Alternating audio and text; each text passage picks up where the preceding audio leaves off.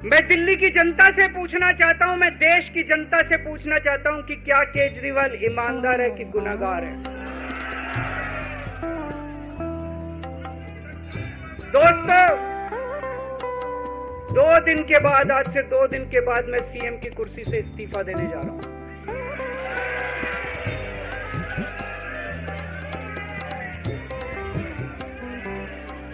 और मैं तब तक सीएम की कुर्सी पे नहीं बैठूंगा जब तक जनता अपना फैसला ना सुना दे।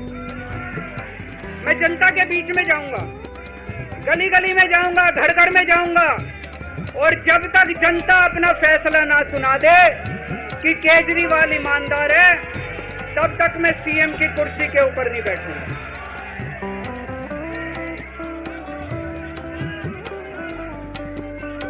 आज से कुछ महीने बाद चुनाव है, दिल्ली के चुनाव है। मैं जनता को निवेदन करना चाहता हूं, अपील करना चाहता हूं, अगर आपको लगता है केजरीवाल ईमानदार है, मेरे पक्ष में वोट दे देना।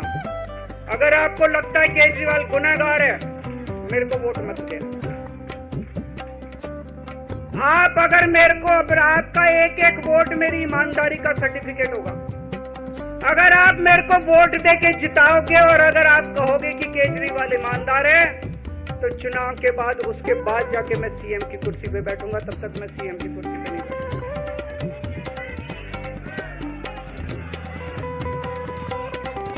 मुझे जेल क्यों भेजा इन लोगों ने?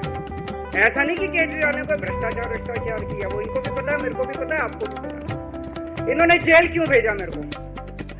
इनका मकसद था आम आदमी पार्टी को तोड़ना।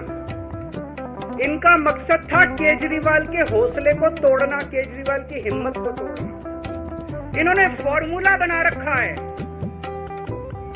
आप देख रहे हो किस तरह से एमएलए तोड़ दो, एमएलए खरीद लो, ईडी भेज के डरा दो, सीबीआई भेज के डरा दो, फर्जी केस कर दो, जेल में डाल दो, पार्टी तोड़ दो। महाराष्ट्र में कैसे उन्होंने 2-2 राष्ट्रीय पार्टियां तोड़ दी। पार्टी तोड़ दो, सरकारें गिरा दो और अपनी सरकार बना लो। इनको यह लग रहा था केजरीवाल को जेल भेज देंगे तो दिल्ली में इनकी पार्टी टूट जाएगी, दिल्ली में बीजेपी की सरकार बना लेंगे। इनको लग रहा था पंजाब की सरकार तोड़ के पंजाब में हम अपनी सरकार बना लेंगे, इनके एमएलए तोड़ लेंगे। लेकिन हमारी पार्टी नहीं टूटी, हमारे एमएलए नहीं टूटे। हमारे एमएलए तो छोड़ो, कार्यकर्ता भी नहीं टूटे। इनकी बड़ी बड़ी साजिशों के खिलाफ, बड़े बड़े षड्यंत्रों के खिलाफ केवल आम आदमी पार्टी में ताकत है जो आज इनका सामना कर रही है। इनको लगा केजरीवाल के हौसले तोड़ देंगे। आज मैं आपके सामने खड़ा हूं और मैं पूरे विश्वास के साथ कह रहा हूं कि जेल के इन 150-200 दिन जो मैं जेल में रहा, इन दिनों ने मेरे हौसले को और 100 गुना बढ़ा दिया है, कम करने की बजाय। ये लोग पूछते हैं कि केजरीवाल जब जेल में था इसने इस्तीफा क्यों दिया, क्यों नहीं दिया? जेल में से सीएम के पद से इस्तीफा क्यों नहीं दिया? मैंने इस्तीफा इसलिए नहीं दिया क्योंकि मैं देश के जनतंत्र को बचाना चाहता था। इन्हें जो इतने फॉर्मूले बना रखे हैं, एमएलए तोड़ दो, पार्टियां तोड़ दो, एमएलए खरीद लो, डरा दो। अब एक फॉर्मूला और इन्होंने नया बनाया है। जहां जहां ये चुनाव हारे, वहां वहां के मुख्यमंत्री पे फर्जी केस करके उसको गिरफ्तार कर लो और उसकी सरकार की। सीएम अरविंद केजरीवाल के इस्तीफे के ऐलान पर अलग अलग पार्टियों की तरफ से अलग अलग प्रतिक्रिया आने लगी। हालिया घटनाक्रम पर प्रतिक्रिया देते हुए बीजेपी नेता मनजिंदर सिंह सिरसा ने कहा कि अरविंद केजरीवाल का इस्तीफा कोई बलिदान नहीं है। उन्होंने इस बात पर जोर दिया कि सुप्रीम कोर्ट का फैसला स्पष्ट रूप से केजरीवाल को मुख्यमंत्री कार्यालय से संपर्क करने या किसी भी आधिकारिक दस्तावेज पर हस्ताक्षर करने से रोकता है। सिरसा ने टिप्पणी की, इसलिए सुप्रीम कोर्ट के निर्देश के कारण उनके पास इस्तीफा देने के अलावा कोई विकल्प नहीं है।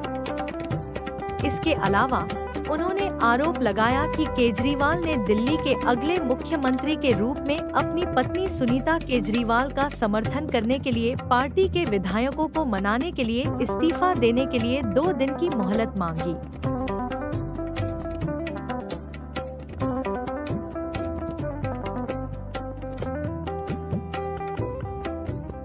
दिल्ली के सीएम अरविंद केजरीवाल के "मैं 2 दिन बाद सीएम पद से इस्तीफा देने जा रहा हूं" वाले बयान पर कांग्रेस नेता संदीप दीक्षित का कहना है, दोबारा सीएम बनने का सवाल ही नहीं उठता। हम काफी समय से कह रहे हैं कि उन्हें सीएम पद से इस्तीफा दे। यह महज नौटंकी है। ऐसा पहली बार हुआ जब कोई निर्वाचित नेता जमानत पर जेल से बाहर आया और सुप्रीम कोर्ट ने उसे सीएमओ के पास न जाने या किसी भी कागजात पर हस्ताक्षर न करने के लिए कहा।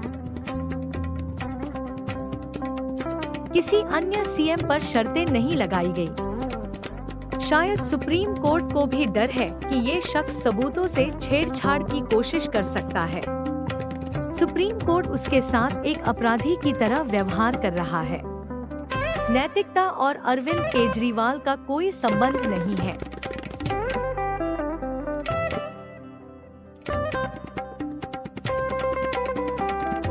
इस बीच खबर आ रही है कि दिल्ली सीएम पद के लिए अन्य विकल्प आतिशी मार्लेना और राघव चड्ढा भी हैं।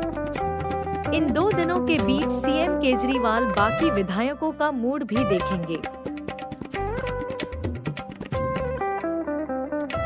जैसा कि केजरीवाल ने ऐलान किया है, मनीष सिसोदिया पहले ही सीएम की रेस से बाहर हो चुके हैं। लेकिन केजरीवाल दिल्ली में और एक पावर सेंटर बनाना नहीं चाहेंगे।